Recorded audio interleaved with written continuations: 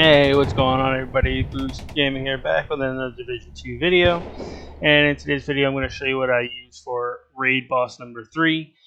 This is my healer build that I use with my team. I also have a shield build I use with the team, so we can kind of run through that in a different video though. But for today, this is the healer build that I use, not just for heroics but also for the raid, like I said, on boss 3. So let's get into it. So just starting off, as you can see with the specialization, I'm over here using the technician, primarily because, hey, it gives me additional damage with a couple of my skills, and it allows me to have more flexibility. So if I need to swap out a piece, if I lose a skill tier, it still keeps me up on the skill tier. But we're going to start off with this mechanical animal. This is the one that I've decided I like using on this build. Primarily because it's got the future perfection, where it gives me one skill tier for 19 seconds, and if I'm already at skill tier 6, which I am with this build, it gives me overcharge for 15 seconds. So land those kills, get your future perfection to proc, get your overcharge going all the time. The base damage on it's 81.7, which is not too bad for this build, seeing so we're not stacked into any kind of damage or crits. AR damage is maxed out, health damage is maxed out, and obviously it's got critical hit chance rolled on. Not maxed out, but it's there. My second weapon, as you can see, is the Bullet King. Again, decent rolls, but not maxed out like I'd like it to be, but close enough for what we need. Pistol doesn't matter. So starting off, we have a Future Initiative mask for the Fog of War mask. So the one piece is just a nice little piece, gives you a skill tier, and this one's got maxed out repair skills on it. But then, as you see, once we get into like the 2-3 piece bonuses and the 4-piece bonus, we start adding and stacking quite a bit in terms of repair skills, skill haste, the duration of your skills, and the 4-piece, which is pretty critical. Increasing your ally's total weapon damage and skill damage by 15% when you're at full armor, as well as whenever you repair an ally, any ally around you within the 5-meter range also gets repaired for 60% of that actual amount. So pretty huge, and I'll tell you why this is a solid build here in a second. But I also run this with a Murakami chest with Empathic Resolve on it. We have found that the Empathic Resolve does stack with this. It's a slightly different talent than the actual gear set piece. So with this one, you're granting weapon damage anytime you're healing an ally versus weapon damage when you're at full armor.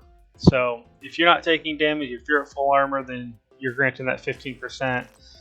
If, however, that you are taking damage, it's okay, because anytime you repair an ally, your Empathic Resolve will proc, and it gives you 3 to 15% for the entire team. So going into the holster, it's another Future Initiative, as you can see, skill tier, maxed out repair skills. Going into the backpack, I have upped it for a Murakami, primarily because the 2-piece gives you repair skills, the 1-piece gives you skill duration. So the duration is going to be great for keeping that hive on the ground as long as we can, giving out as many heals as we can.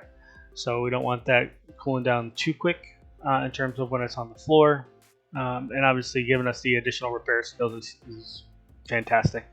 As you can see here, this backpack is pretty much god rolled.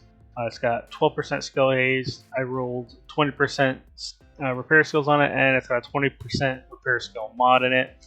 The talent on it was Safeguard. So anytime we're at full armor, my skill repair is increased by a total of 100%.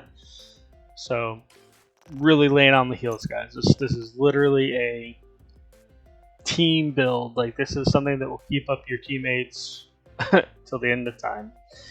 Going into our gloves here, we opted for the Future Initiative gloves, the controller gloves. These also have a roll of 20% repair skills.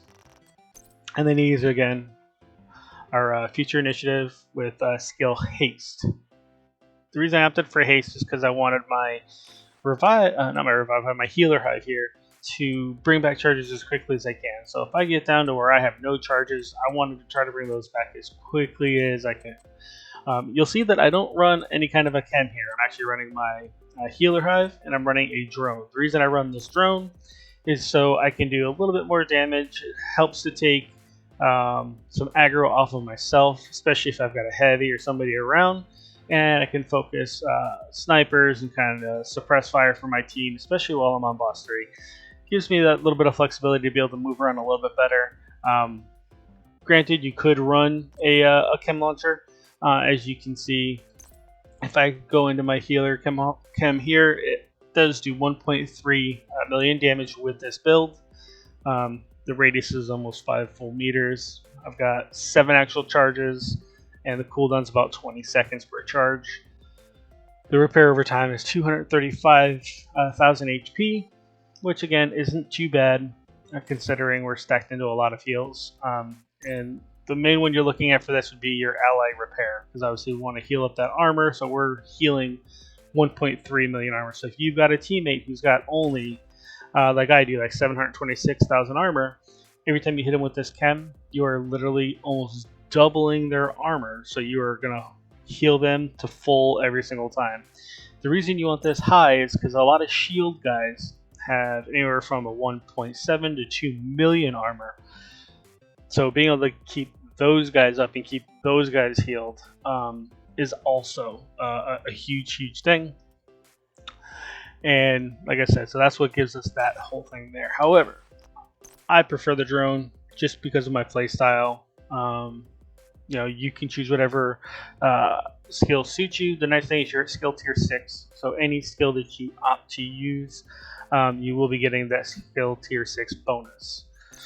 So for now, like I'm getting an additional 120% striker damage, 420% health for the drone itself.